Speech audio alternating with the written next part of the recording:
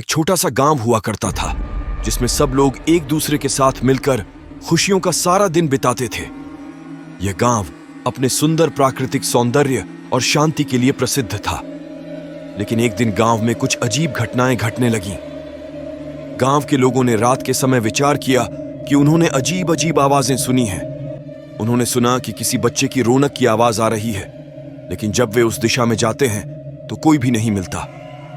अगले दिन एक गोना गांव के मूढ़ और आलसी युवक ने रात को एक अजीब दृश्य देखा। वह एक लड़के को देखा जिसका चेहरा खून से लाल था और उसकी आंखों से डर भरी आवाज आ रही थी। वह लड़का रो रहा था और कुछ अजीब अजीब शब्द बोल रहा था जो किसी को समझ में नहीं आ रहे थे। गोना गांव का युवक बिल्कुल डर गया, लेकिन वह बहुत ही साहसी था। वह लड़के के पास गया और पूछा, तुम कौन हो? क्या हुआ है?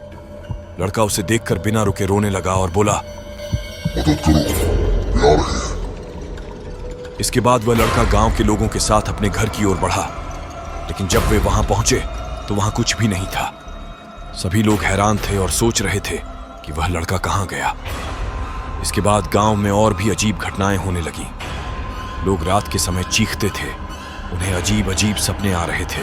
गांव की महिलाएं रोज बीमार हो जाती थीं और उनके शरीर पर अजीब अजीब चिन्ह दिख रहे थे। गांव के लोगों ने इन अजीब घटनाओं के बारे में बात की, लेकिन किसी को इनका समाधान नहीं मिला। उन्होंने गांव के पुराने पुष्पकार को भी यह सब सुनाया, लेकिन उसने भी कोई उपाय नहीं बताया। गांव की स्थिति दिन पर दिन खराब हो रही थी।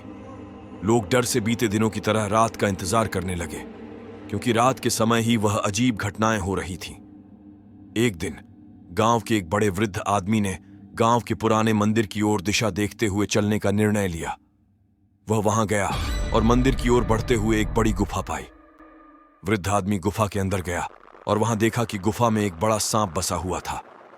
वह सांप डरावना था और वृद्ध आदमी के पास आ गया।